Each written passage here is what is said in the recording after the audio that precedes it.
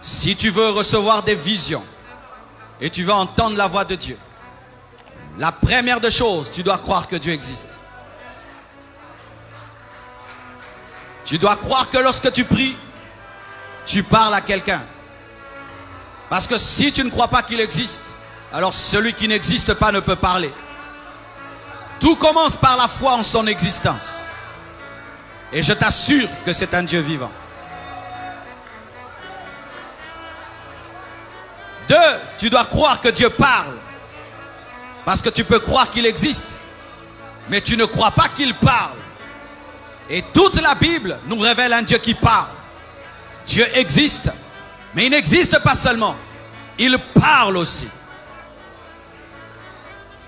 Un autre secret. Tu dois savoir qu'il parle de plusieurs manières. Il peut te parler par une vision. Tu ne dors pas. Comme ça, tes yeux s'ouvrent et tu vois. Il peut te parler dans le songe. Où tu dors et il te parle. Il peut te parler par une voix audible. Dehors, un oracle et tu l'entends. Il peut te parler par une voix dedans, à l'intérieur de ton esprit. Il peut te parler par une conviction. Tu es seulement convaincu à 200%. Il peut te parler par la paix, par la joie. Il peut te parler par une prédication, par un enseignement. Il peut te parler par les signes et les circonstances. Il peut te parler par un conseil de quelqu'un. Il peut te parler par un verset biblique. Il peut te parler par un livre. Il a plusieurs manières de parler. Dieu parle de plusieurs manières, mais c'est nous qui ne prendrons pas garde.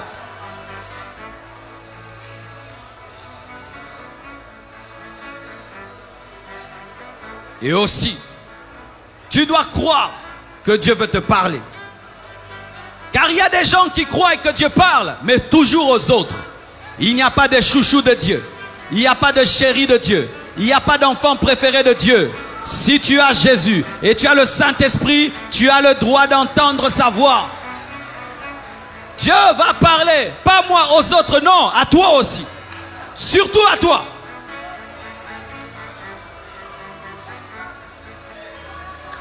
Il faut aussi que tu enlèves la peur. Il y a des gens qui ont peur d'entendre la voix de Dieu. Il y a des gens qui ont peur de voir des visions. Il y a des gens qui ont peur d'avoir des extases, des expériences. N'aie pas peur, c'est ton Père. N'aie pas peur, c'est ton Père. N'aie pas peur, c'est ton Père. N'aie pas peur, c'est ton Père. N'aie pas peur, c'est ton Père.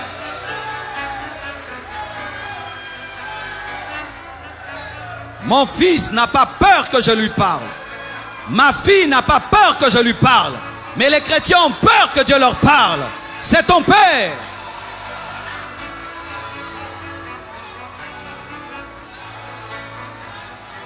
Pour terminer, tu dois désirer ardemment qu'il te parle. Tu dois soupirer après sa voix, soupirer après ses visions. Tu dois désirer ardemment sa direction. Tu dois le vouloir de tout ton cœur. Car Dieu ne se révèle que là où il est désiré. Dieu ne se manifeste que là où il est désiré. Lorsqu'on ne le désire pas, Dieu ne se manifeste pas. Tu dois le désirer de tout ton cœur.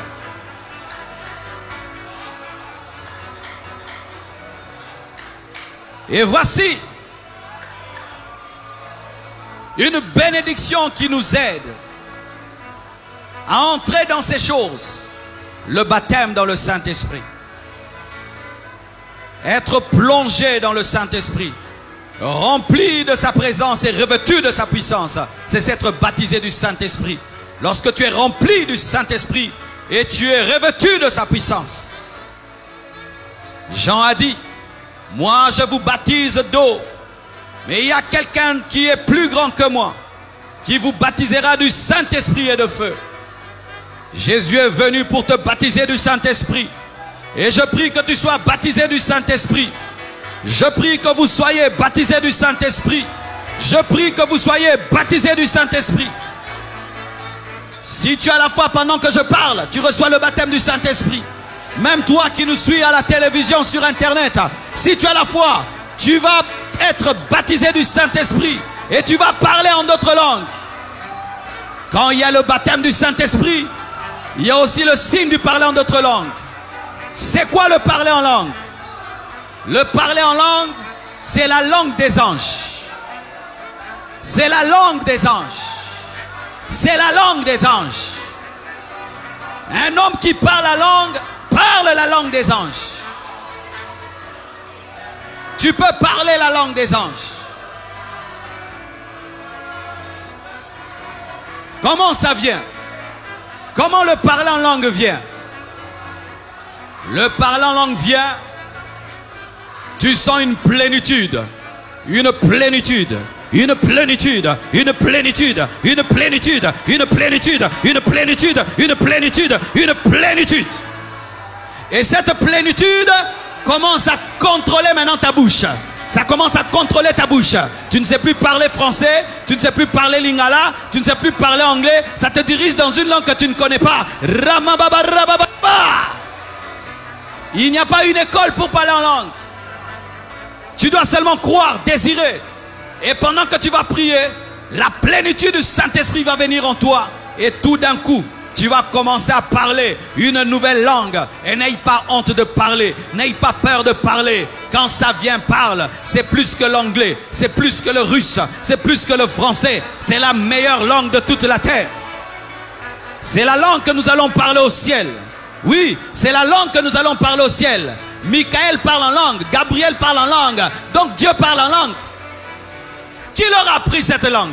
La langue du ciel, c'est la langue. Parler en langue, c'est ça la langue que nous parlerons. Comment un Congolais, un Chinois vont parler tous. Tous nous parlons la même langue. Des anges sur la terre. Et nous parlerons la même langue au ciel. Le parler en langue est un déclencheur des dons spirituels. Le baptême d'eau est un déclencheur du baptême dans le Saint-Esprit. Le baptême d'eau ouvre la porte au baptême du Saint-Esprit. Et le baptême du Saint-Esprit ouvre la porte aux dons spirituels. Regardez dans la parole. C'est vrai, il y a des exceptions. Des personnes qui étaient baptisées du Saint-Esprit avant le baptême d'eau, comme Corneille. Mais vous allez voir, la plupart des temps, les personnes qui ont été baptisées de l'Esprit ont d'abord été baptisées d'eau, ensuite été baptisées du Saint-Esprit. Et quand les personnes étaient baptisées du Saint-Esprit, on les entendait parler en langue et prophétiser.